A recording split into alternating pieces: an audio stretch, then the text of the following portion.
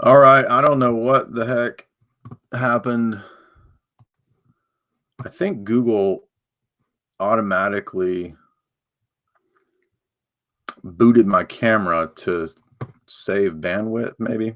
I think that's what Google does. So that's probably why you started not seeing me. But then he turned into total robot voice. So I'm hoping to get him back into this stream. Hopefully this stream won't screw up like the last one. So I got all pretty for you people, and this whole time my beautiful visage was not seen, and you got to stare at Robert's ugly mug. I'm kidding. Let's see if we can get him back in here, and hopefully he won't have robot voice going on his end. There we go. Okay. Hey. I didn't know that that you can't just join from on the Hangouts homepage. Yeah, right. You have to get the actual link. Exactly. Yeah.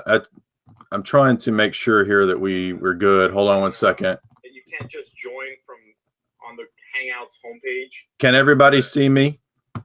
Let's make sure we can see my beautiful visage, and we'll keep going. I always forget to. We got so heavy into topics there that I wasn't looking at the comments, and you have to every now and then check the comments because people will be bitching and saying, "Where is your face?" Anyway, okay, I think we're back here live. People are going to have to click back over. That stream messed up, and we couldn't hear you. So, can we hear you? Right. Testing. All right.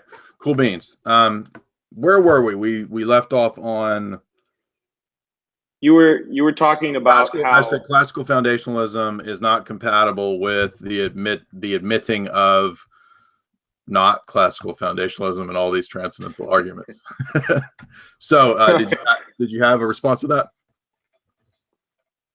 Well,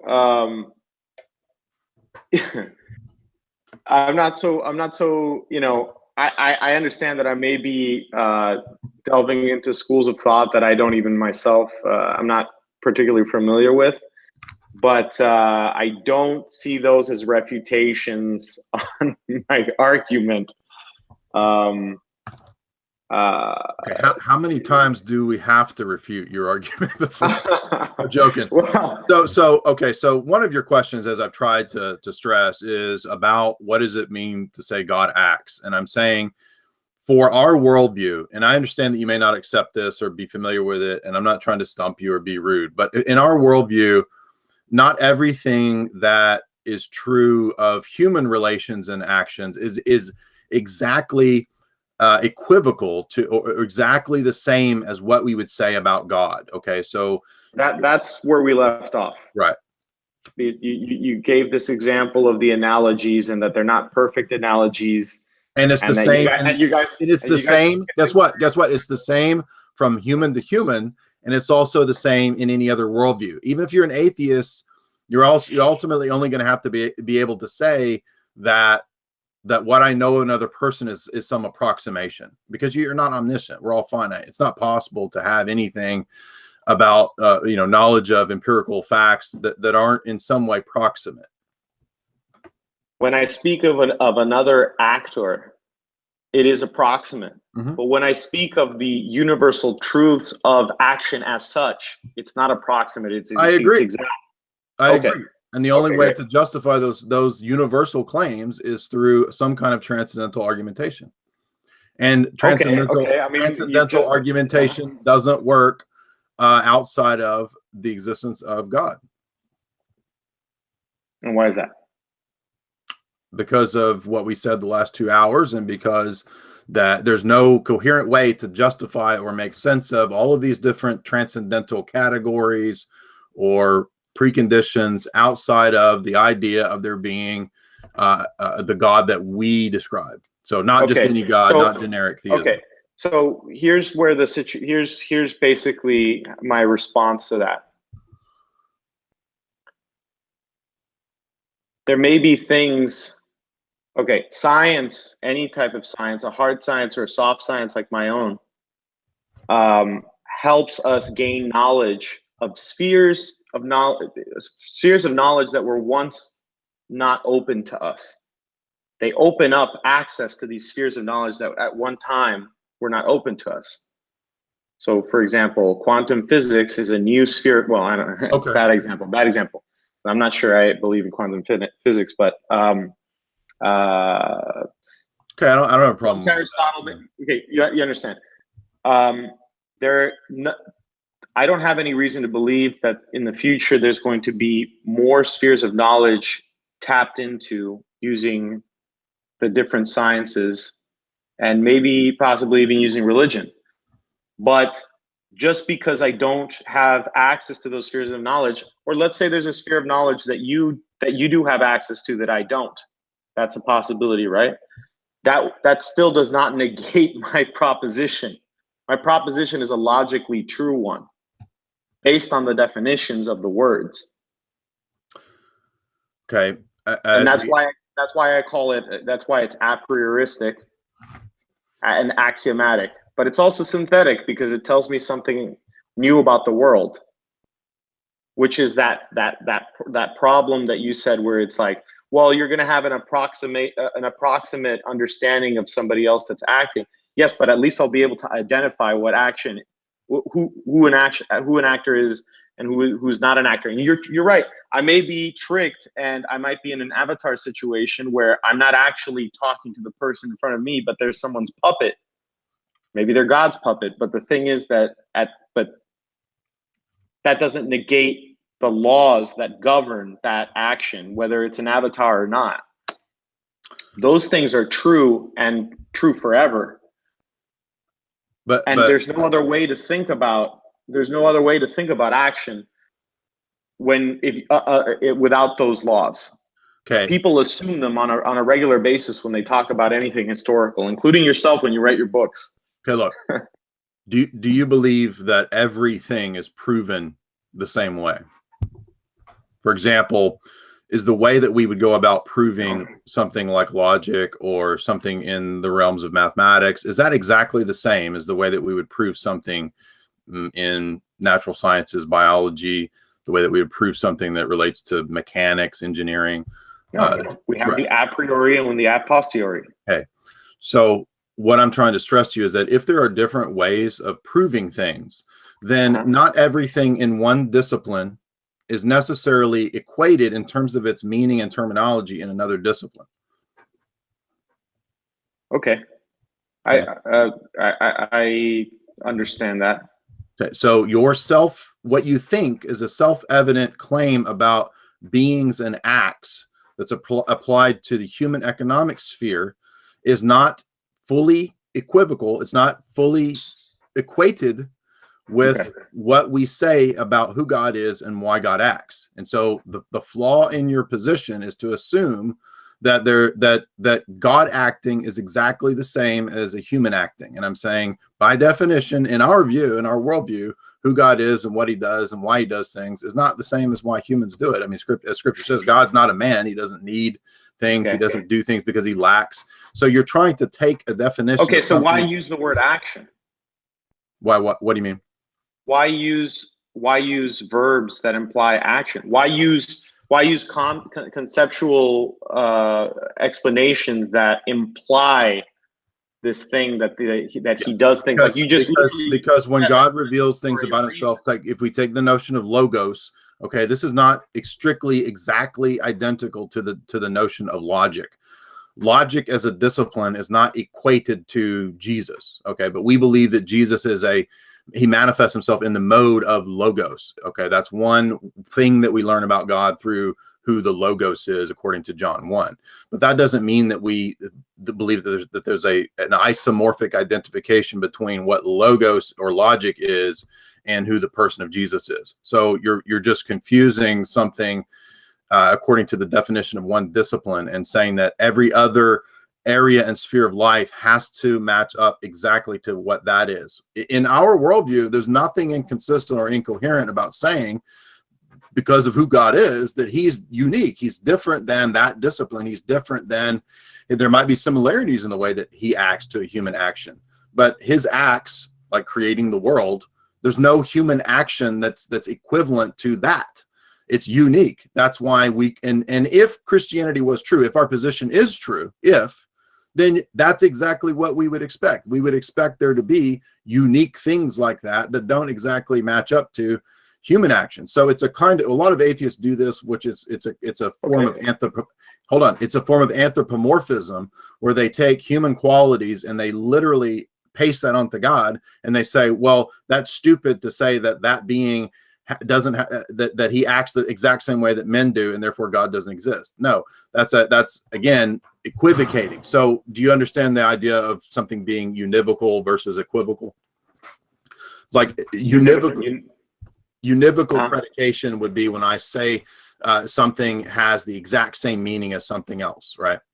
And so when we talk about God and analogies, we do not believe in univocal equivocation or univocal statements. We believe that they're analogous. They're similarities. And I was giving you an example earlier from human to human, that it's even in the human to human domain, it's still similarities. It's not a strict quote definition of who you are. If I collect together all the facts, the secondary qualities of who you are, that's not a definition of who you are, right? So what you can be exact in how you are, right?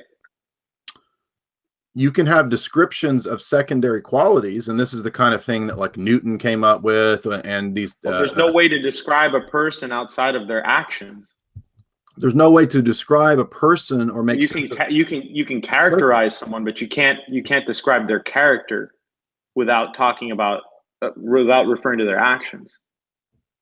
You should know this as a screenwriter. That's true, but what I'm making as a character without. Okay, I'm making a different point about what personhood is. Okay, so personhood is a philosophical, metaphysical concept, and I'm saying that to make sense of what personhood is, you need a worldview that encompasses transcendent realities like God and theology. That's how you can justify or vindicate in the most possible, the most logically absolute way. The highest realm of human possibility is through this kind of argumentation, through a transcendental type of argument. There's no other way to make sense, or you can't define personhood empirically or anything like that. Okay, so let's explore this some more here. So we say man is made in God's image. He's an icon of God. Okay, but that doesn't mean that every quality of humanity, I can't paste that onto God. That would be the error of what we say is anthropomorphism. Like God doesn't have hands and eyes. He's not walking around like, he doesn't learn new facts. So you're saying that God is found in the in the very conundrums of the things that we can't explain but we know to be true. Correct. But they're not just conundrums. I'm saying that there's a coherent reason why these things operate in the world based on our worldview. So, for example, we believe that there is regularity in nature because of providence, because God set up the world to have this regularity. So, for us, that's an adequate explanation for induction. So, on an atheist worldview, there's no adequate ever, period. And William Van Orman Quine shows that that's still a problem in atheism. Yeah. Okay, so there are epistemological problems in atheism. So why? There aren't just epistemological problems. I'm saying there are a whole host of complete contradictions. That's a much stronger claim than just saying there's a. I mean, any position will have some area of uncertainty or a quote problem. But I'm making a much stronger claim, and I'm saying that the worldview, the paradigm, can be disproven by comparing it to the coherency of another system's paradigm, namely mine. So you're saying that juxtaposing religion to atheism disproves atheism? I'm saying as I've been arguing this whole time, all of these different things that you're admitting are transcendentals in some degree, those things together, if you were to package them into a giant bundle, and we would say, here, I'm giving you this package, atheist, of transcendental conundrums or contradictions on your worldview. And I'm saying that they're not contradictions, they're paradoxes. No, there's a difference between a contradiction and a paradox. And many of these on the atheist worldview are contradictions. Where have I contradicted myself? Well, I understand that you approached this with a premise, and then you said, "Well, I'm interested in learning more about what your argument is, and how do you refute the specific premise." So you've kind of been back and forth whether you're actually arguing an atheistic position or whether you're kind of also admitting the possibility of immaterial objects. And I'm saying that, yeah, okay, I appreciate that, but the claim itself in your worldview, which is, as I understand, quasi-atheistic or something, it can't be justified. And I'm saying that my worldview justifies how something like that is even possible. How cognition, argumentation, logic, math, how any of that is possible, because there is an omniscient divine mind which contains all of these principles, right, that are not containable solely in the human mind. And there's no other way out of it. They're not contained solely in the human mind. So they're super logical. There's something beyond. There's spheres of knowledge that we cannot access. So how can you reference to a person who lives within the sphere of knowledge that humans can access? How can you, Jay Dyer, explain something that is untappable by even yourself, because you're a human as well? Okay, I can give you some easy examples. There are all kinds of things. I mentioned earlier mathematical principles that go into engineering that seem counterintuitive. Something like the notion of infinity, something like negative numbers. All right, this stuff actually does at times go into engineering, mathematics, computer science. Binary 1, 0. What is 0? 0 is not a thing that you can empirically use. It's some kind of abstract placeholder that does somehow play into how computers work, right? I'd give you other examples. So we could talk about Mandelbrot sets. Mandelbrot sets are only discoverable since the rise of the computer, all right? And they're a real mathematical phenomenon. You can look up Mandelbrot sets, right? But no human mind has the capacity in any specific action of focusing on one geometric form or whatever to encapsulate the infinite structure of Mandelbrot sets, and they go on perceivably infinitely, right? So this is a realm that is in some way outside of the mind of human empirical observation that can be tapped into through nowadays through the existence of computers, right? We wouldn't have known of this until computers came about. And they utilize principles that, again, are not empirical. Infinity, right? These ever-expanding virtual spaces that go on forever and ever and ever. You can zoom in forever and ever and ever. And it takes like really high capacity computers to continue zooming in and zooming in and zooming in. And they evidence these patterns. And I'm saying this is one example of something utterly non-empirical that we know exists, right? That is outside of the realm of time and space. And how that exists, we don't all have any perfect answer to that. But I'm saying that's one thing among many. But well, no. You're confusing two different things here. No, I'm not. Infinity is not using an empirical example for a thing that I'm talking about, which is a logical truth. You're trying to disprove me using an empirical example of this Mandelbrot sets. I've never heard of this thing, but well, this is very well known in mathematics but you yourself said that there's no reason to believe that Mandelbrot sets go on forever. I didn't say that. Right?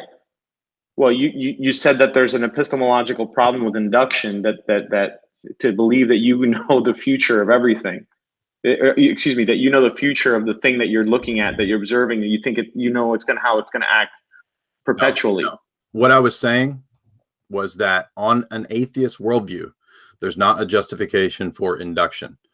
I'm not saying that there is no justification for induction. Two different things. Okay, on an atheist worldview, there's no justification for induction because there's an epistemological problem. How do you know that the tool that you use to measure the thing, how do you know it's accurate? Well, you'd have to have a tool to measure that thing. How would you know that that's accurate? It's reductio ad absurdum, right?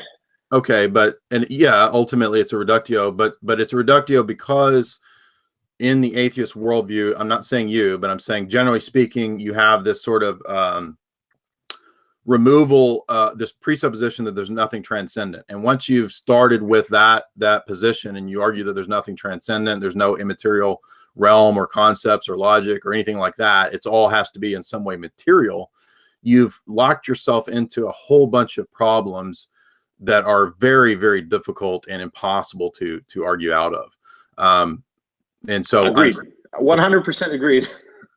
okay, but I don't think you're understanding that the implications of when you do admit and allow these other possibilities and these other realms and these other categories or ontological levels, maybe however you want to phrase it. Once there are implications to doing that have to alter the rest of your worldview. I can't sit here and hold to two diametrically opposed things and try to have my cake and eat it too. And that's what I've been trying to say, that I think that's what if I understand your position, which is kind of amorphous, I think that's what you're trying to do. You're wanting to have, okay, maybe there are logical laws, maybe there is induction and so forth and so on. And I'm saying there's not really a middle ground between admitting those things and retaining some kind of atheism, but because atheism by definition generally reduces to empiricism. If you're an empiricist, you might want there to be. Hold on. Okay. You might want there to be mathematical truths and things that are supra-empirical, but you can't justify them. That's the point. You can't make sense of how they are or why they would be in a world of constant flux and change, because those things are invariant, they're immaterial, they're not subject to constant flux and change. But you wouldn't be able to do so in a world where you believe in transcendental arguments either. Of course you can, because you don't from the outset exclude them. There's no way to conceive of supralogical things. I just gave you an example of a Mandelbrot set, which is supralogical, which is real, and nobody denies they're real. All you're doing is you're referring to experiments that reference the past, and you're trying to imply that somehow they tell me something about the future. I'm not an empiricist. You can't turn the problem of induction on me, because I don't believe in my worldview there is a problem of induction. I mean, in other words, we have a coherent reason to believe that the future will be like the past, because it's perfectly consistent with the idea that God set the world up to be ordered with regularity, with times and seasons, according to what he says in Genesis, and the doctrine of what's called providence. So listen, go ahead. I'm saying that in my worldview, it makes sense that the world would operate that way, right? I'm not saying that it's proved because that's my worldview. I'm saying that in my worldview, it's coherent. And I'm saying that over against the paradigm that you have, it's not coherent. I don't understand. We don't have a reason or a justification as to why there would be those things. And it's not, it's perfectly justifiable for me to reference things that are non-empirical to prove empiricism is false. Let me give you another example. The Kiliagon, 1,000-sided figure, right? This came up at the time of Hume. People leveled this accusation against Hume. And it's a great argument. This is a real geometrical object. It has 1,000 sides, but you can't empirically see all those sides. But that we don't conclude that there's no such thing as like a tesseract. Kiliagon. Sure, that's another great one. Okay. Okay, so they're not empirically verifiable. We know about them empirically in certain ways. We know they exist. They're proven by math. Okay, got it. But we can't observe them all at once, and I can't retain in my mind all 1,000 sides of the Kiliagon. Right. So something that can be proven by math doesn't necessarily actually exist. Mathematics is a science, but it's used as a language to solve problems, and it doesn't mean anything. It has no intrinsic value outside of a use for humans to turn back into English. Yeah. So this is the argument that the sophists and people in Plato's day leveled against Plato. And in a way, Aristotle, but I actually think Plato has a more consistent answer to this objection than Aristotle. This basically would lead back to the conclusion that mathematical objects and entities are some sort of human notional construct, a token symbol, or some sort of convention. And it's very, very easy to refute that mathematics, numbers, logical laws, and abstract principles and concepts and meaning, that they're only conventional. Is that what you're saying? They're conventions? Are they conventions? No, I mean, mathematics is a real thing. But if you cannot describe something, or if it doesn't make logical sense once translated in English, then it's not real. Okay, again, what you perceive to be logical and the lineaments of what you allow to be rational and logical are determined by your worldview. We saw that already in the definition of what you said being an act was, and we're seeing it now in what you are allowing to be logical and reasonable here. And I'm saying that no, that's not, that's arbitrarily setting the boundaries of what is rational and logical. And so you're telling me that numbers and number theory is it immaterial or not? If it's immaterial, then it's universal, right? And something universal by definition is not confined to the here and the now or some temporal spatial location. It can only be referred to it in the here and the now. Well, that's an assumption that could be debated, but I'm making a different point, which is that, if we take the number 7, okay, this was Plato's argument a long time ago to the people in his day. The number 7 is not a material object. I can erase the number 7. We can start a campaign throughout the world to erase all number 7s. And when we do that, do we really think that there's no more number 7? I mean, that's ridiculous. But that's the kind of conclusion that would be led to if we think that mathematical objects or numbers are conventions or are not material. They're not material. Right. They're immaterial, but they're real. Absolutely. Okay. What I meant to say, I guess maybe I wasn't precise, is that if you explain something about the real world using mathematics, when you could simply say it in English, you've broken Occam's razor, and you're fundamentally not practicing science. That's based on a presupposition of what science is and how an overextension of Occam's razor. In other words, it's already trying to determine from the outset what kind of metaphysical objects it will allow to exist. And I'm saying you can't do that. If you're going to do that, I can do that. And I can just say, I don't allow any materialistic arguments in my God exists. And that's where I set the boundary. Nobody would accept that. And nobody's going to accept that you can arbitrarily set the boundaries as to what kind of things constitute the various levels of existence. That's the very thing that's in debate here, is whether there are other levels of existence, God, et cetera, et cetera. So that's all you're doing is just saying those things don't exist. Okay, so when you talk about the word infinity, what do you mean? Okay, this is another example of a thing that even in mathematics is described apophatically, right? So it's described as something that is not according to the categories of what we know about things, right? So what is infinity? Well, it's described by its negation. It's described by not being finite. It's described by having no set boundaries, not extended in time and space, strictly speaking.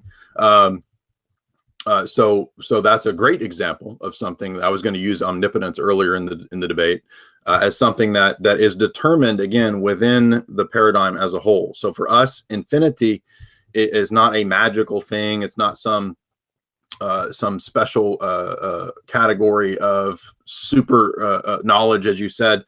It's a kind of descriptive term that might apply in some way to mathematics, and that's debatable as to what degree there is or isn't infinity in the realm of mathematics. But as I was saying at the beginning of the debate, we don't take the number 1 and we don't take mathematical versions of infinity and directly paste that onto God, because in our view, very distinct from Catholicism, very distinct from Protestantism, there's no human descriptors and terms that we strictly paste onto who God is. They're all similitudes.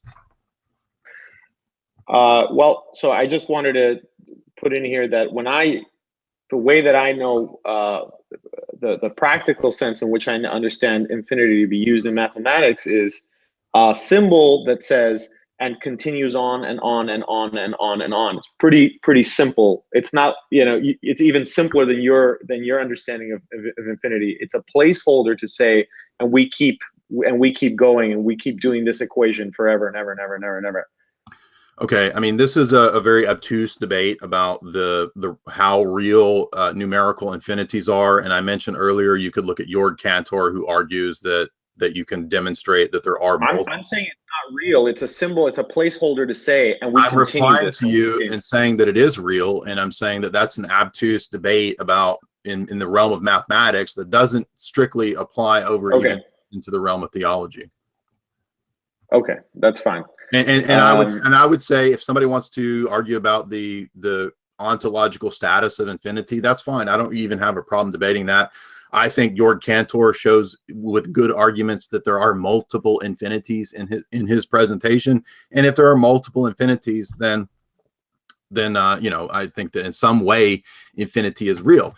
But your argument about a token or a placeholder, I understand that. And I even said that earlier, and I addressed it earlier when I was saying that if you argue that any of these things are only token symbols and don't have some ontological status, you're reduced to some really stupid, difficult positions that Plato addressed a long time ago. I'm not mad at you. I'm just stating this in reference to this argument that often comes up. People will say, oh, mathematics is not some platonic, abstract thing. It's just a human conceptual token symbol. And I'm saying that is a really stupid position. And many, many great mathematicians and philosophers have already dealt with this. Roger Penrose has a book that deals with this. Paul Davies has a book, Mind of God, where he addresses the bad argument that numbers are merely symbols. And I'm saying that if they're merely symbols, then that would lead to the conclusion that they're either social constructs or they have no law-like qualities. No, I wouldn't say that. I wouldn't say that. No, I think that they have law-like qualities. Absolutely. Okay, but law-like qualities suggest something beyond just material flux and change. Agreed. Okay, Agreed. And so that means that they have law-like qualities, but their use is it. Okay, am I gathering here that you're a Platonist too? No, I'm just trying to use terms or ideas that might be familiar to somebody who is involved in different math theory argumentation or disputes about the status of numbers.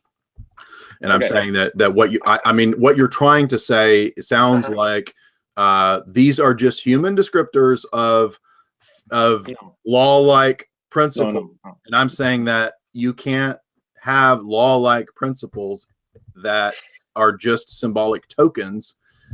For one of the reasons I gave earlier was that what do you mean by a law-like principle? So you're talking about observing a pattern over time, and you're calling that a number, and you're saying that numbers can have a real existence as tokens. But how do you know that the number 7 in your mind is the same as the number 7 in my mind? I mean, an empiricist, listen, all empiricist approach to numbers are retarded. I'll put it that way. Agreed. And if they're retarded, then that suggests, I'm only referencing Plato because this question came up in Plato a long time ago. I'm not saying Platonism, but one thing Plato did get right in this regard and was better than Aristotle was to say that when we think about numbers, when we think about concepts, when we think about abstract quantities, qualities, laws, these kinds of things, rights, we have a difficulty that cannot be restricted to the realm of epistemology because it spills over into ontology and metaphysics. Now, modernity doesn't want to talk about metaphysics, and I'm saying I see where you're going here. What you're saying is that that you believe in intrinsic value in things, and that has something to do with your religion, and because you believe in God, so you also believe in intrinsic value of things outside of humans. Well, intrinsic value would just be another one of these things that is not empirically verifiable. It would be that would be a category of aesthetics or ethics, which is another branch of philosophy that we could go into that can't be coherently argued for or made sense of outside of a Christian theistic Orthodox worldview. If we have a worldview. It's funny. By the way, just to let you know, most of the praxeologists I know are Catholic. Okay. And it's funny that I reach the same conclusion that you do, but I reach it through logic and not through religion. Okay, but I don't set logic over against religion. What I'm saying is that logic, which is great, I focused on a lot of analytical and logical philosophy in undergrad and grad school. I'm saying that I have every right as a philosopher, as a logician, as a thinker to ask meta-logical questions. And I'm saying that you on your worldview cannot answer or give anything coherent in terms of responding to metalogical questions. And if you say that those are dumb questions, you can't ask metalogical questions, I'm going to give you a whole list of things where metalogic is absolutely useful and is part of a bunch of different disciplines. So there's nothing wrong with asking that question. It's only wrong when people don't want the delineators of what things are approved questions to be asked. So I don't have a problem addressing metalogical or metaphysical questions. Okay, what is this? Paul Davies. I'm just giving you one book by a guy who is an academic at wherever. It's just one book that kind of deals with this question of how it's difficult to maintain the reality of mathematical and logical entities, and also at the same time not admit something outside of the human mind. So in other words, we need the mind of God to make sense of these things. I'm just holding this up as one guy who discusses this. There's a bunch of other mathematicians, but Roger Penrose that deals with this very same question. Very respected Cambridge guy who behind the Penrose tiling. So this goes into things like architecture. What does it mean for something to have value? Well, in the Christian worldview, in the Orthodox worldview, we have, obviously, it would begin with the notion of the good. And the good, excuse me, the good is a value judgment that is intimately tied to metaphysics. I'm glad you mentioned the good, because this shows, by the way, that I didn't, you did, but go ahead. You just asked me about value judgments. Okay, well, value judgments in our view are intimately connected to the idea of the good, or what is good versus what is bad, et cetera, et cetera. Okay. So the good is something that we would say is determined by our scripture, our revelation, our worldview, right? And we can extrapolate into things like natural sciences and so forth as to utilizing metaphysics as well there. So principles as to good and bad have to govern science too. And this is why, for example, we would reject things like dysgenics. You can't introduce harmful genetics into the species to try to wipe out everybody else, because it's against our conception of what's good and bad. So it does really play into the realms of science. Okay, but you didn't answer my question, which is, what does it mean to value something as opposed to not value something else? Okay, I'm saying that's an ethical question, a different branch of philosophy that can't be divorced from epistemology and metaphysics, and it's going to be determined by our worldview. So you're asking what does the Christian value? Well, I mean, it depends on the context. That's not what I meant. What I meant to say is that in my worldview, to value something is to choose that as your end over something else. Okay, I mean, this is a Thomistic Aristotelian idea. I don't necessarily have a problem with speaking that way. Okay. Value is one of the things that I feel is implied in the concept of action. Absolutely, I would agree with that. Okay. And not only that, one can come up with all kinds of, the whole science of praxeology and economics is built is built out of that implication from that first axiom. Action means employing ends. Employing means to attain certain ends. Engaging in an action means giving up another action you could have done at the same time. Okay. So there's a temporal aspect to action, and other things like you can, given whatever you could be doing at this very moment, like having a debate with me, there's, let's say, 10 other things you could be doing at the same time. So you have a scale of values. Mm-hmm. Okay. And it wouldn't be logical to say that if I were to have a debate with Robert, go to the gym, sit on the toilet, it would make no sense to say. How about I debate you in the gym on the toilet? No, I'm joking. It would make no sense that for Jay to say, actually, I'm going to engage in C, sit on the toilet, if you chose C, that would mean it would become your highest value. It would become A by the very fact that you're aiming at that, as opposed to the other ones. A, Okay. B, C. Okay. Okay. Now, why do I mention that? I mentioned that because I asked you, like, how do you guys, we're talking about intrinsic value here, and it's like, how do you divorce value out of action? And I think that's what you've been getting at, and I'm failing to see it here, because I have a logical explanation. Value actually comes from the will, putting agency out to attain a certain end, and you're saying that it comes from something else. Am I correct in identifying that we disagree on this point? What in anything that I said would make you think that I don't think that we have ends involved in our decisions and actions?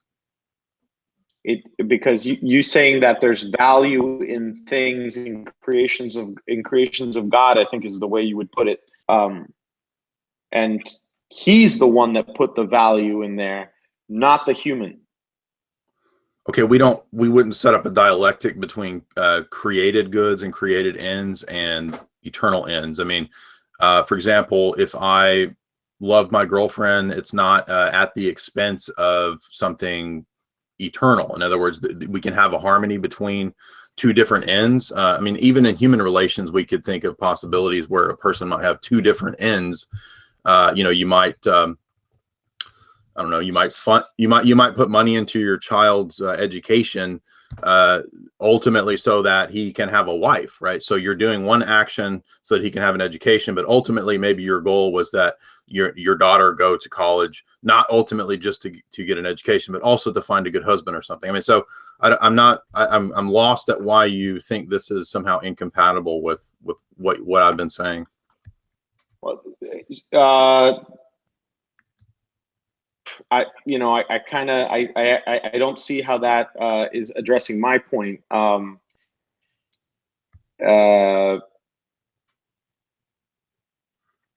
Your question is about ends. I think you're saying, are you getting to altruism again?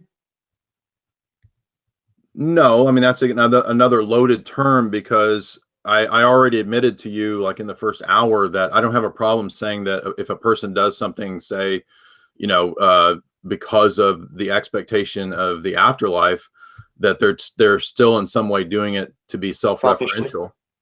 Selfishly. Well, again, selfishly, and not that I'm trying to inject value into that. I'm saying on a scientific level, it would be okay to say for what they want. I already admitted to you that Jesus holds that out multiple times as a means for doing things. He says things like, love yourself. He says, to do things, for God that will benefit you. So there's nothing necessarily wrong with having a motivation that is still self-referential. I mean, one of the motivations of the gospel is to have eternal life. I mean, that's a motivation held out to that's in your best interest. So, I mean, if you want to use the term selfish, that's also another kind of loaded term that tends to suggest, using other people or people being there for. No, I just mean for the self. Okay, but you would admit that the term selfish generally has a negative connotation. Yeah, absolutely. But I understand what Randians and objectivists mean by actions being self-motivated. So I would say yes. Is there any way to describe an action that is not self-motivated? I said earlier in the first hour that there might be that we can make a distinction between something that might be selfless, like I might do something that in a created sense, in a temporal sense, I might not receive a reward for, but that ultimately I have the expectation that God sees. I mean, this is what Jesus says in the Sermon on the Mount. He says, the Pharisees do what they do to be seen doing it. He says, they give money so that people will see them giving to the poor. And Jesus says, do what you do privately. And it will be known between you and God. So I'm not objecting to the overall idea that you can do something that's self-motivated, even in terms of eternity and God. But I was making a distinction between something having a temporal end that I might not have a temporal gratification or reward for, but that I might have an eternal reward for. So I don't, again, this is like the reason that I asked this question is I want to understand how God is able to do things for an eternal end when he's already in an eternal state. Right. And I've answered this about 5 times, that I've tried to explain to you that in our view, God is not lacking anything. So his reasoning for acting and creating the world is not so that he can attain some further end. I mean, if you want to speak in the terms of ends, God is his own end, because in our system, it is ultimately at its foundation circular. Yeah, he is his own end, which is to say he's perfect. That's a Thomistic. We don't usually speak that way. That's Thomistic, but for the sake of argument, I'm saying, okay, what is God's ultimate purpose? It's not that he needed men or anything like that, but it's just that out of his goodness, he chose to create, and he chose to save and to redeem and to eventually resurrect humanity, not because he needed anything, but because he wanted to express and share the goodness of communion that he has with other beings that he created. That he didn't have before he did it, right? Correct. So he lacks something. No, he wasn't perfect. Well, not if you say that it's circularly the case, right? Yeah, so, I get it, right? What perfection is not going to be determined by the assumptions of Enlightenment economics and paste it onto God. We have a different system of how we understand what to be perfect is, or to be imperfect or lacking is. So again, you're taking something from the realm of economics and trying to paste it onto a different system of values and different system of understanding. Yes, within our system, we do have aspects of overlap that relate to how we want self-gratification for certain ends. But that does not mean that it's all that because it's that way for humans, that it's therefore that way for God. This is because all atheists, I'm not accusing you, but all atheists have idolatrous conceptions of who God is, because they don't know God. They don't have an understanding of how this actually makes sense. They think that God is just like another man. And so for him to have to act, it must be because he needs something or because he's lacking something. And we do not believe that at all. Now you may not accept that, but we don't believe that.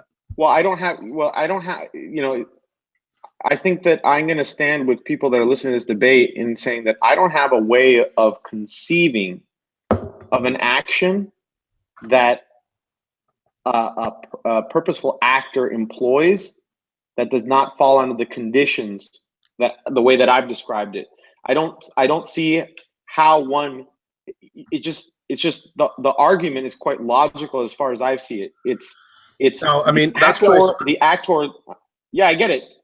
So what it's sounding like. This is what I'm getting. This is what I'm getting from you. Okay, I'm getting that people have believed in God since the beginning of time. Okay, in a God, it doesn't really matter.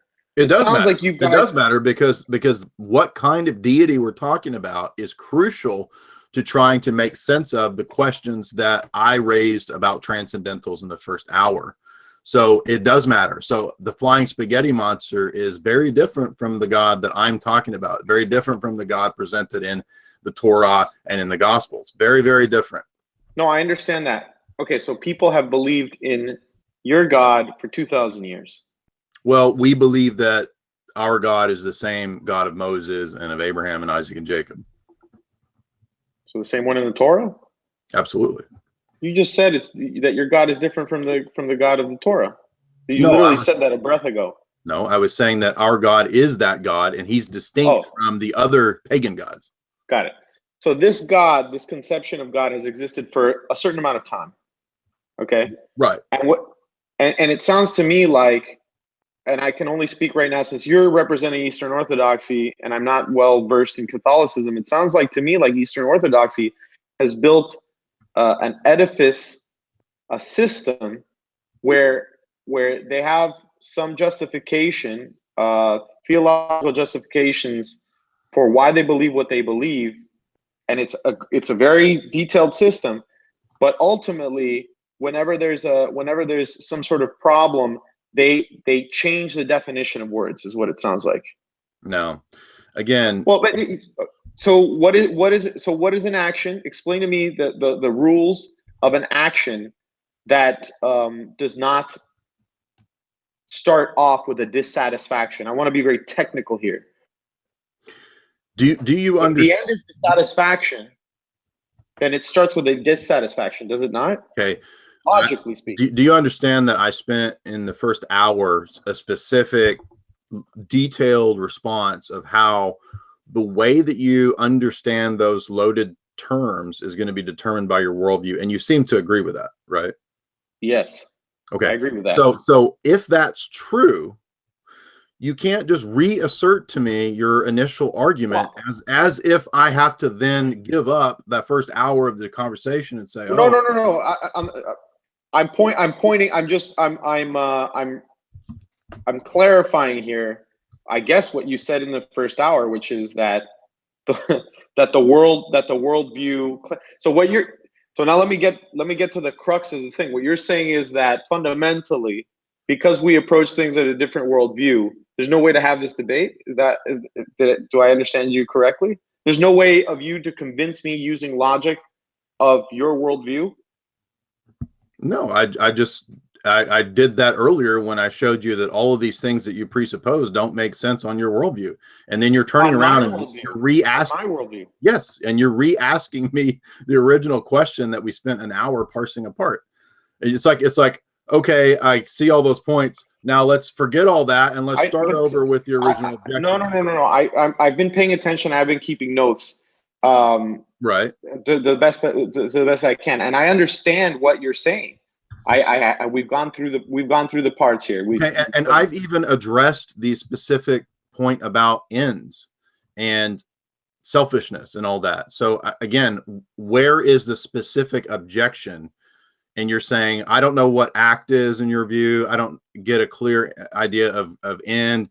And I'm saying, look, I understand that it may sound a little confusing for me to say that the way that we understand what God's actions are is different from human actions, but that's bound up in what we mean by something like similitude or an analogy. I mean, even atheists will use analogies. They'll say things like Mother Nature created the world, or and they don't mean literally created, but Mother Nature designed beings to adapt to their environment. I don't have a problem with talking about adaptations and these kinds of categories that are somewhat ambiguous, and they're used in kind of an analogous way. They're not meant to be strictly identical. So this is a real philosophical question in the history of philosophy about the difference between senses of words predicating, right? There's the is of identity, and there's the is of similitude or analogy. If I say the dog is red, okay, it doesn't mean that redness, the color, is literally identical to the dog, right? That's different than the is of similitude or predication. Do you see what I'm saying? And so what I'm saying is that you keep asking me to give you a definition for act or action that fits with the materialistic presuppositions of the original claim, and why that doesn't fit, that doesn't match up to God. And so I don't have to accept it because it doesn't match up to God. And I'm saying, number one, I don't accept the whole premise to begin with because it's all loaded stuff.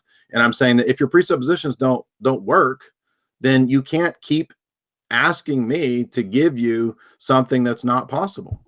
No, it's not going to be possible to give you a materialistic definition of something immaterial. I see. I'm not going to be able to give you a definition of a immaterial. I'm not going to give you a materialistic definition of immaterial thing. You seem to be asking for a very. No, I'm sorry. Action is not necessarily materialistic. Okay. But if I say, I know that. Who's gay, sit down. I know that, but stay standing. You're gay, right?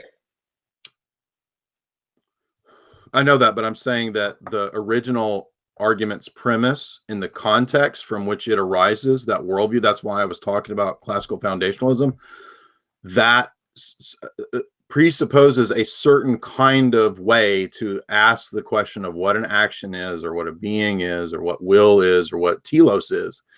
And so you keep asking me to define something by definition immaterial in some kind of material way, if I understand you correctly. I mean, you want me to define what God's acts are that don't have a purpose, right? That's what you've been saying all along. And I'm saying No, that don't have a that not that they don't have a purpose. God has purposes. I think we agree on that. Like your okay, but conception of God, he does things for a reason. even Thomism says that, even classical Catholic theology says God is ultimately his own end. He does because he didn't need anything. His end isn't. I mean, in other words, God can have God being God can have ends that are appropriate to humans and to granting them different degrees of gifts and afterlife or whatever. And then ultimately, you're asking what is the ultimate foundation of this system? And I'm saying God himself, and it's circular. Yes. And that's why we don't use classical foundationalism. We use the comparison of two different paradigms to see which one is coherent.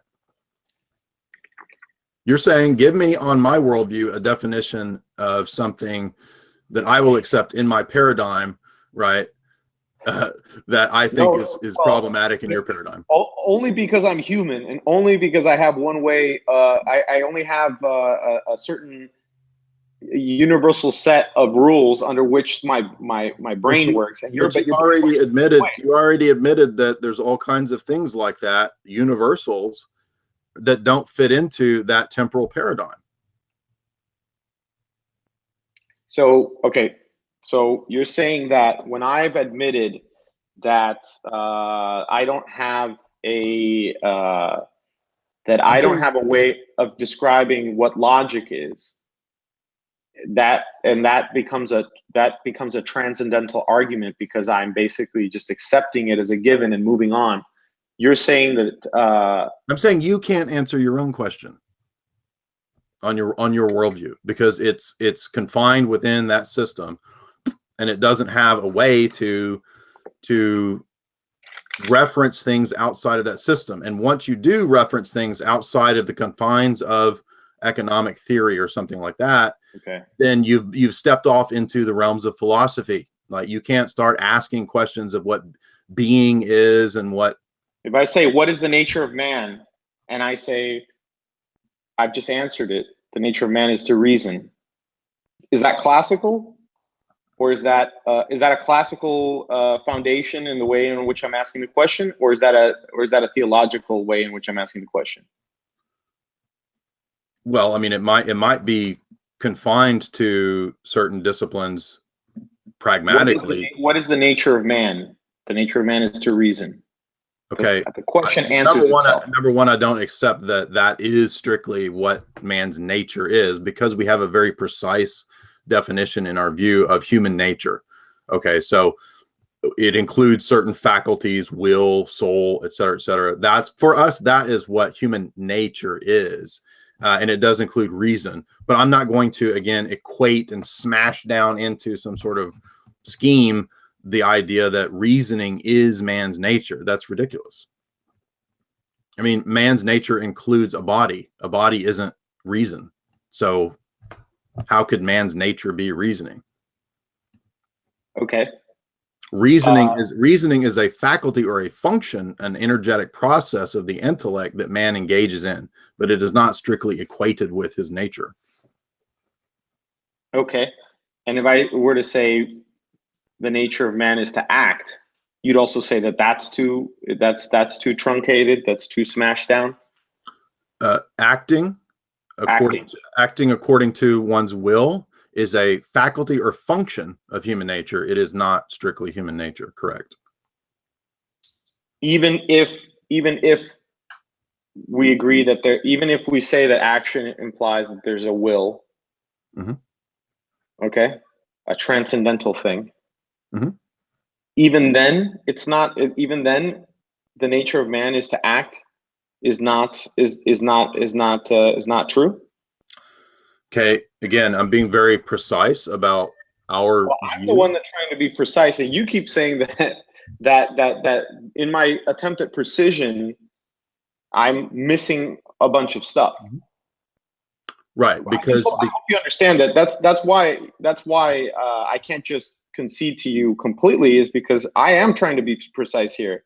okay, but do you understand that let's take the history of philosophy in these different disciplines, and I'm not trying to bang you over the head with not being familiar with certain things, but these again are philosophical topics, and so even if you reject the idea of doing metaphysics or philosophy, there's no doubting that the questions that you're asking, nature, right, being, these are philosophical topics and questions. They're not things that you can strictly derive from common sense realism, from empirical observation. You can't just derive them from brute factuality, because there is no brute factuality. There's no such thing as a brute fact. So these are very philosophical terms, and that's why I'm being very philosophically precise in the way that I reply. And I say that no, it is ridiculous to say that human nature is, with the is of identity, right, reasoning or act, because I strictly believe there's a distinction between a thing's nature and its acting or energy. This is a distinction Aristotle made. Aristotle is one of the first to talk about, and this is in the Bible too, by the way, but Aristotle is one of the first to talk about the difference between an essence of a thing and an energy. So when you talk about human nature, you're actually immediately hitting on a very fundamental dogma of Orthodox theology, which is a distinction between essence and energy.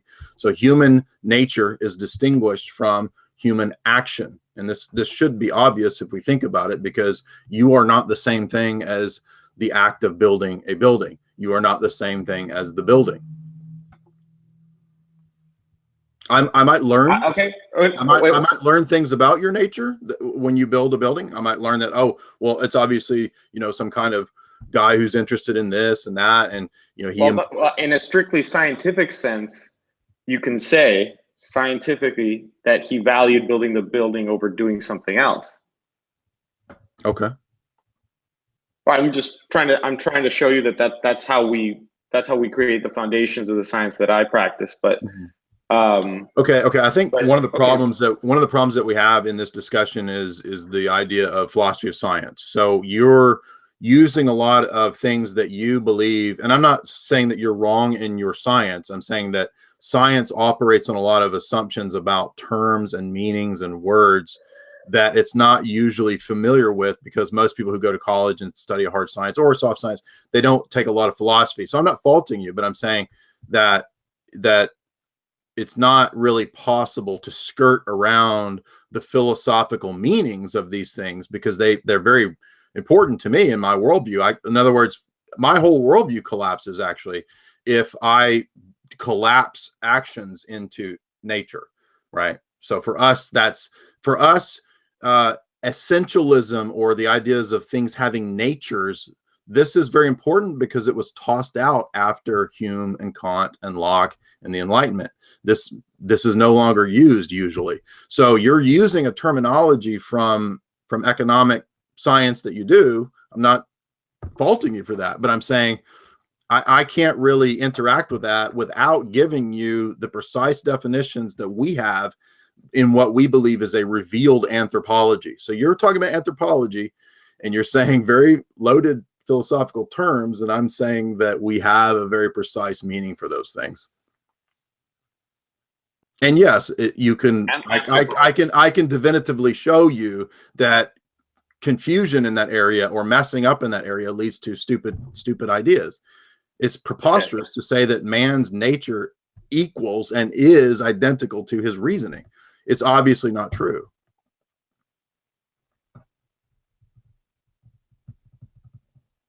Okay. So unless you want to say that man's nature is to not have a body, or if you want to be a Gnostic or something, I guess you could go down that route. But I would take a different course of refuting Gnosticism if a person went down that route. Yeah. So basically you have a problem about talking about action as such, And that's really the argument that I brought forward to you, the proposition that I brought forward to you to try to disprove your God. And you're saying you're saying there are certain things about reality that I have no problem about talking about as such. For example, mathematics, we had some conversation about that. Well, actually, I take that back. You even connected that somehow to your religion. Is there anything that you talk about as such? You mean divorced from theology? Yeah. No, because that would be a denial of the theological position. Okay. I mean, God created the world. The realms of logic and mathematics are also reflections or subservient to the mind of God. So there's not really any area where it doesn't touch on ultimate presuppositions or preconditions. That is the transcendental argument. Yeah. I mean, I'm this is good. So I'm getting a better idea. And this is classical Eastern Orthodoxy. This is like what all these Greek and Russian guys have been talking about for the past 1,000 years. Well, certainly not every single Orthodox theologian would make the exact same argument. St. John of Damascus, in his Fount of Knowledge in the 700s, makes a very clear transcendental argument. There are modern Orthodox theologians who make the same argument. And I mean, again, it's been around for a while, but I don't know that there are some other guys out there that do this, but yes, I would say this is the consistent presentation of how to defend theism. I mean, you actually see this kind of thing in the Bible too. Well, I'm not, like I said, you asked me, one of the first questions you asked me when I challenged you was what your religious background is, and I told you that I do read, I do try to read the Bible, and I do try to I do explore these things mostly through you and through a few other people, obviously Jordan Peterson and people like that, and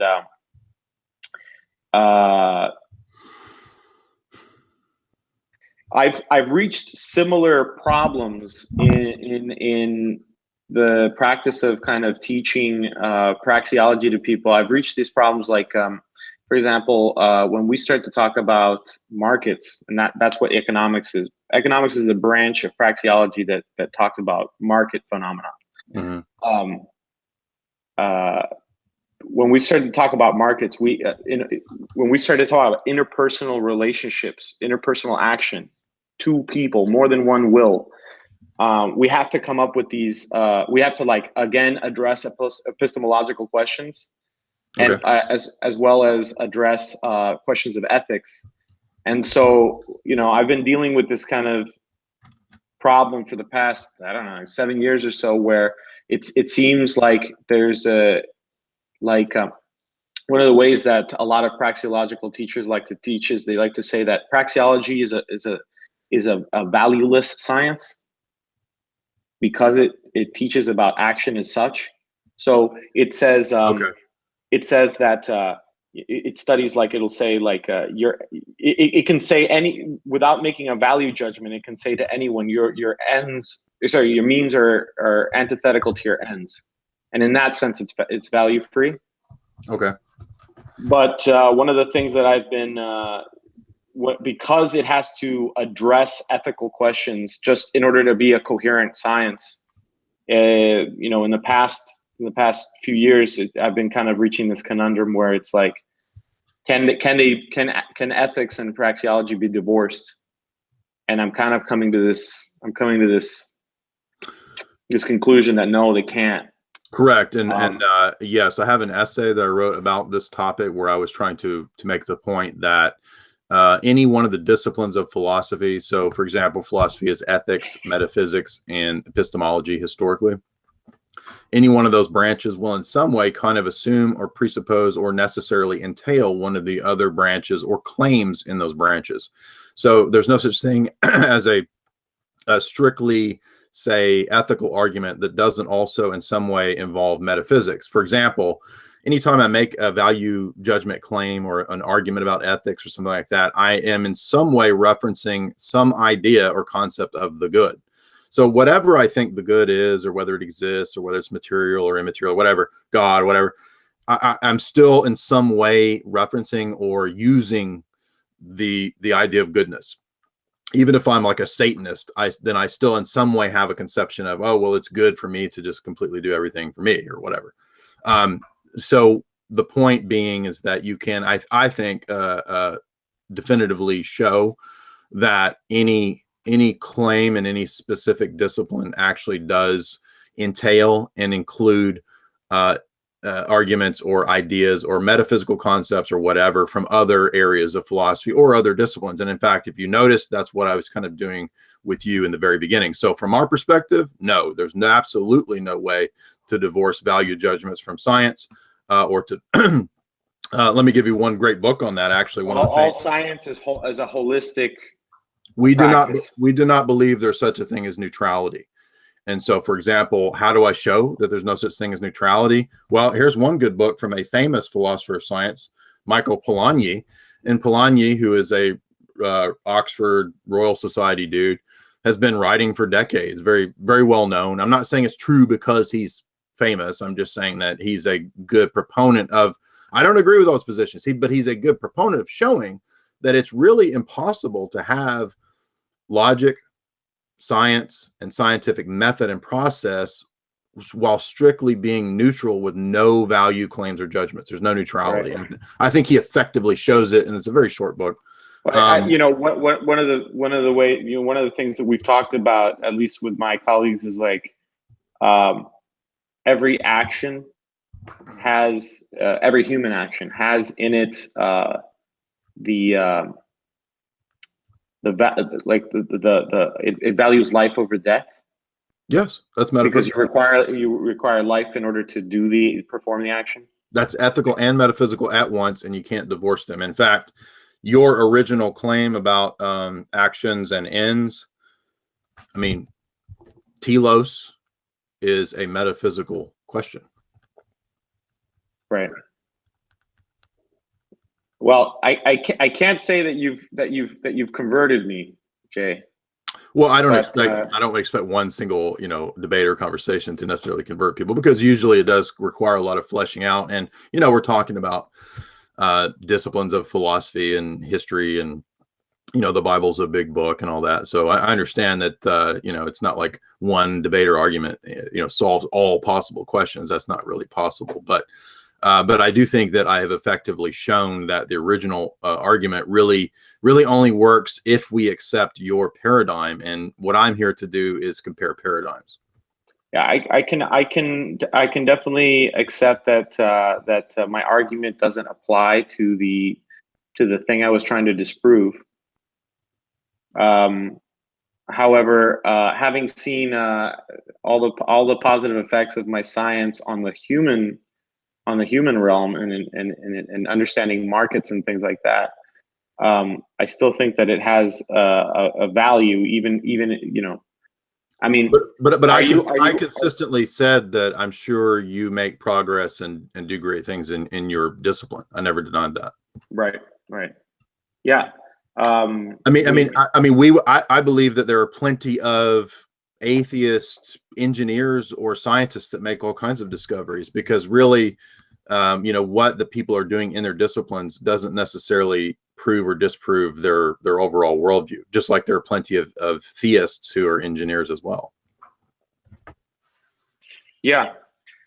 Like I said, I've been going through this kind of struggle of trying to understand, and I've been trying to listen to your topics, and I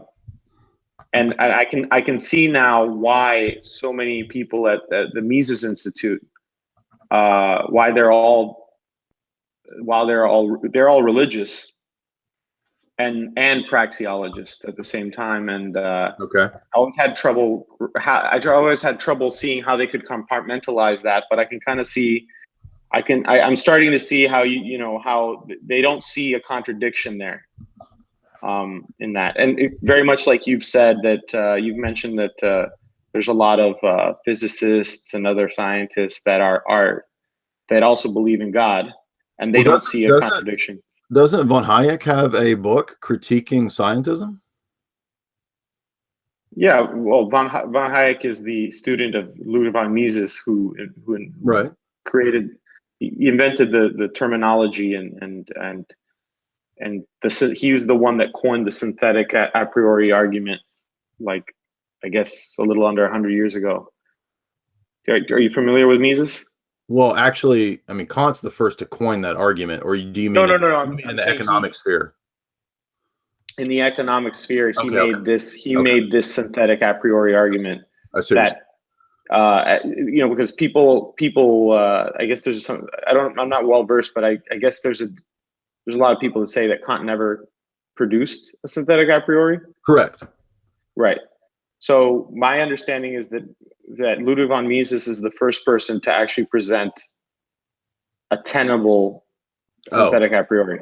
No, actually, Husserl did, and I have a brief article on Husserl's synthetic a priori. And what year was that? It would definitely be prior to von Hayek, but let me see what exact year the logical investigations are. They are 1900. You cut out there. They are 1900. Oh, 1900. Okay, so Mises is in Nazi Germany, 1937, or around there.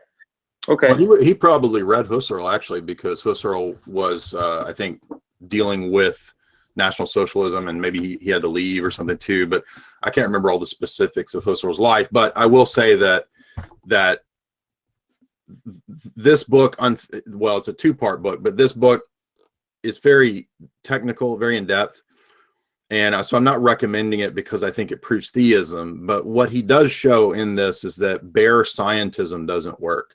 But I mean, I don't think you're already kind of questioning bare scientism. So I wouldn't necessarily think but I mean, he's a mathematician who's coming at the process of science and saying this is nonsense to say that science is just psychologism, or that induction and logic is psychologism, which was very popular in his day because he was a student of a guy named Franz Brentano who taught that.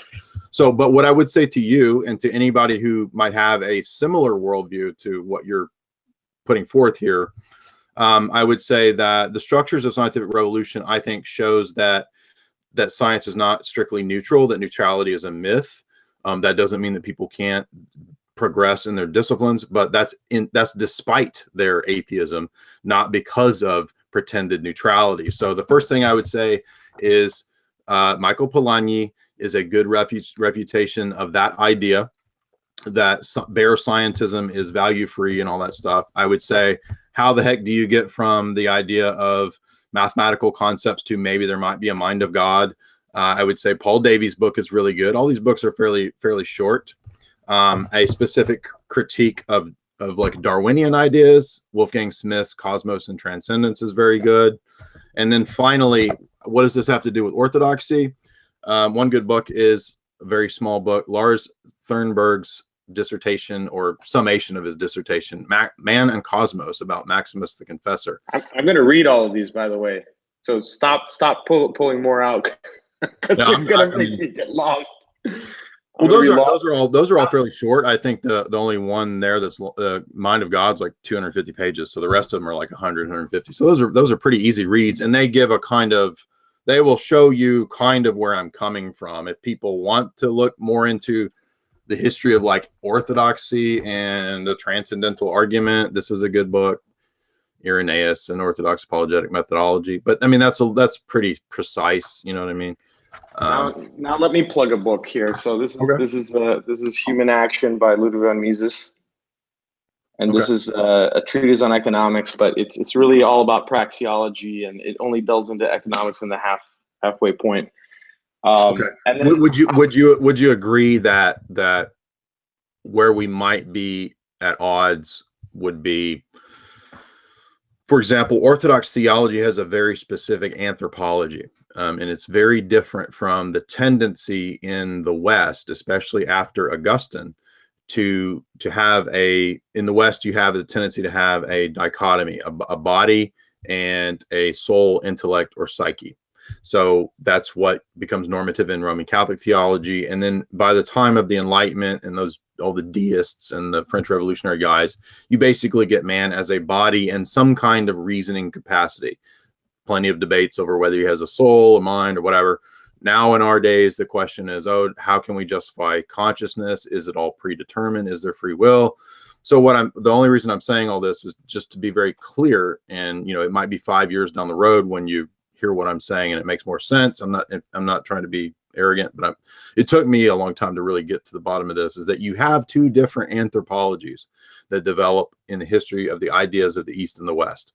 And so we have a very different one. We don't have a dichotomy of body soul. We don't have that Cartesian dialectic between body and soul. We believe that man is tripartite, body, soul, and nous. And so this is very important for us, and why I can't and won't accept your definition from human praxeology, as I understand it, as to what man's anthropology is. Doesn't mean I wouldn't look at the book and try to, get insights or anything like that. I'm always open to that. I'll read whoever, or look at any atheist or whatever. But I'd be interested if you could read, if you had time and you could read the first 100 pages, which I figure 100 pages is doable for you. Mm-hmm. If you could read the first 100 pages and build a response, it's basically all his epistemological arguments in the first 100 pages of the book. Okay. Everything else you don't have to. There's no interest in. I don't think you don't have to. That's all the economic stuff where he starts building on it. But the first 100 pages, I'd be very, very interested in hearing your detailed epistemological response, your detailed analytical response to his epistemology. Okay. I don't have a problem with that, but I'm just stressing. Do you understand that I'm saying that we have a distinct anthropology? You understand that, right? Oh, and not just that. As I've been listening to your show, and I'm guessing you go into this more in your private content, which I'm looking forward to listening to. I've been learning so much about how I knew that there was that theological studies in the Catholic Church were very deep. Mm-hmm. That I knew, as opposed to these Protestant. A lot of Protestant denominations. Right. I had no idea about the deep, rich nature of the theological studies of the Eastern Orthodoxy, and frankly, because given that my girlfriend is Russian, I had no reason to believe that to be the case. I mean, she literally showed me today in the morning a video of her mother and everyone in the town dancing around an effigy, burning a doll and dancing around in a circle, like straight out of the Wicker Man or whatever. And these are Eastern Orthodox Christians. Okay. Well, and I'm just telling you what I've seen. They wear crosses around their neck. They have icons in their house, and she does what I would call witchcraft. She does healing things. And I asked her about it just a couple of weeks ago. I said, hey, this kind of stuff is not okay with Catholics. And she said that she was given a blessing by her priest or whatever, her local priest. He said that it was okay. She said that she presented that she had healing powers, and then he gave her a blessing and said it's okay. I think it's backwards, right? They do the sign of the cross backwards. Well, I mean, I'm not familiar with this specific case, and I mean, I think in any church or tradition or even atheism, you're going to find individuals who might do things at times that are not in accord with, the belief system as a whole. Well, that would be me, because most atheists would say, well, what the hell are you doing? Why are you wearing a cross around your neck? It makes sense to me, but you're like Scully in X-Files. She's like, right. She's an atheist the whole time, but she also goes to confession and wears a cross. Well, the symbol is so powerful. The symbol itself brings up conversations, and it says something to other people about where I come from and where I stand on things. That it feels right. especially in a It's world. not At a very least logical argument. I. It feels right. Well, I'm joking, aesthetic. I mean, don't you but know but, that but that all Gen Zs? I mean, not Gen Z. I'm too old for that. But don't you know that they're all about the aesthetic? that's true.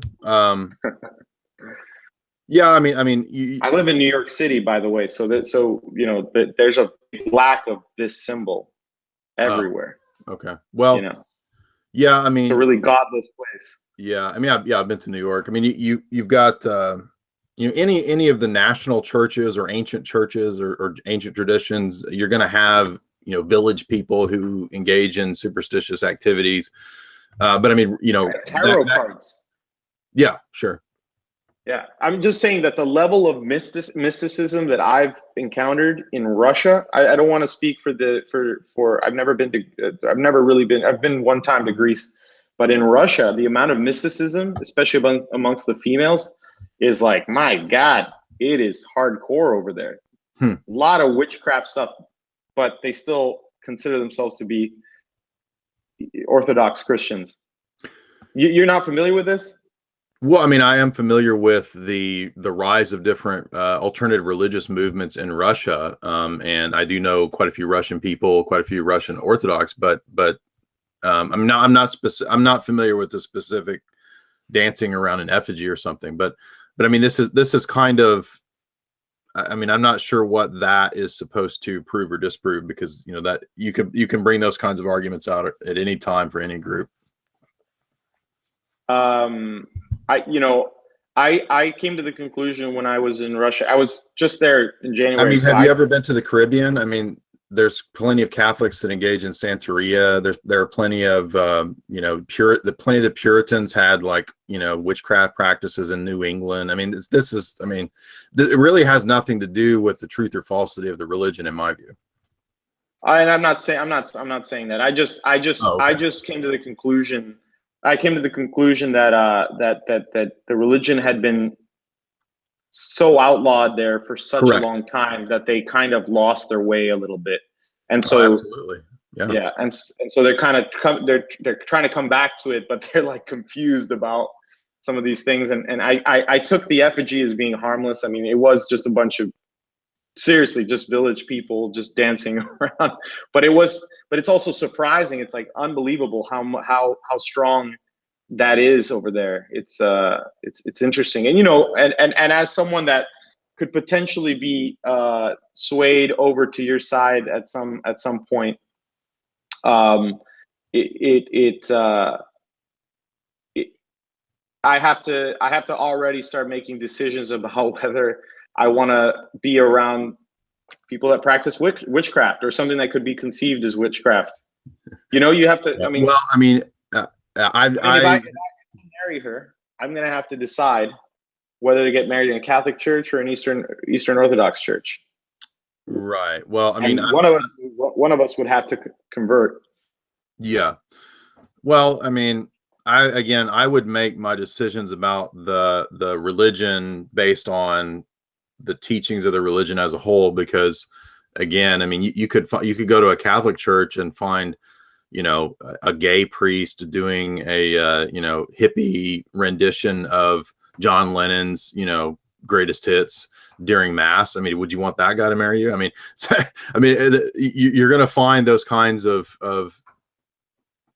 distasteful things and sort of quasi-pagan things anywhere.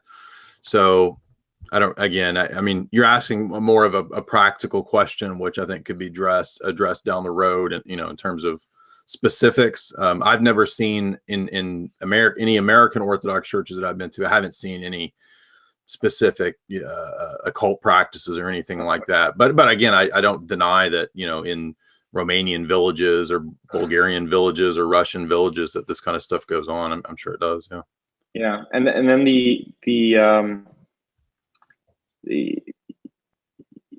yeah. I mean, I was listening to one of your last ones about one of your videos with the title about Satan, and I started to just Google videos on YouTube about Vatican II, because I was like, I need to find out more about what happened in Vatican II. And you hear from these Catholic priests that, like, the Catholic Church is basically not it has nothing to do right now with what it used to be Right. 50 years ago. And I was even even amongst my own Catholics, but a friend whose family became evangelicals. They're Dominican and became evangelicals. He said, all the Catholics that I know, they go to church and they say these things about what they believe in, but then they're like the most sinful people. They're sleeping around and doing all these things, and then they go and they try to repent. And I found that to be the case.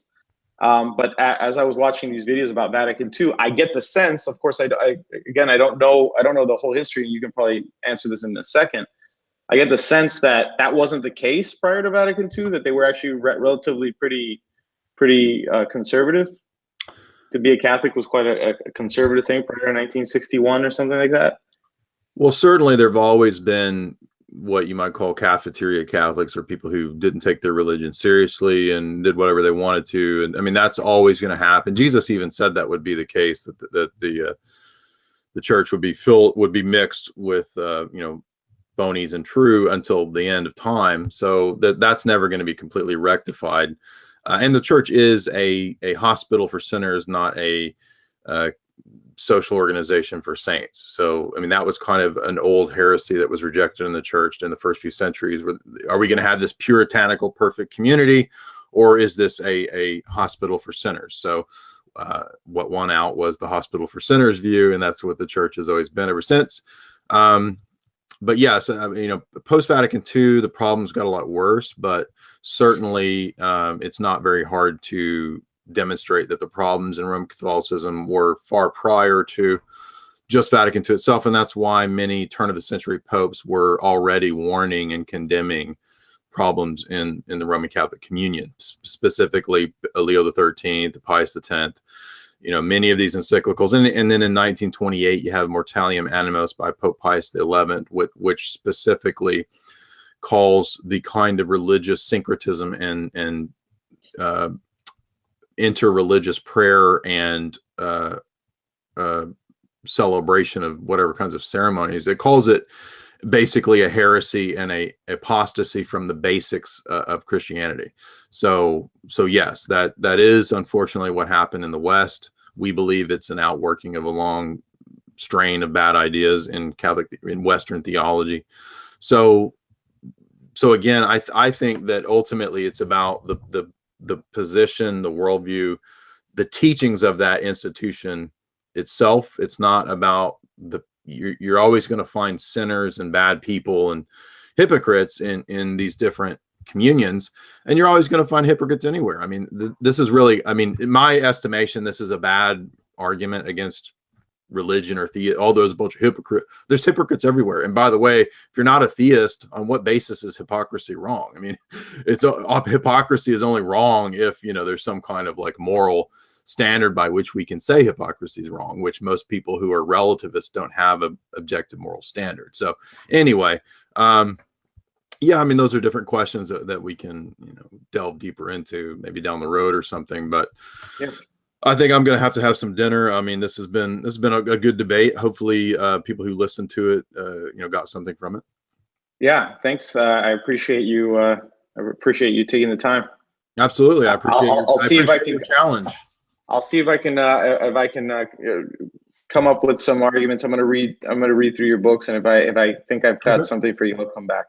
Okay, and I will try to find some time to look at the book there and respond to the first 100 pages. Hey, thank you very much. All right, man. Have a good night. All right, good night.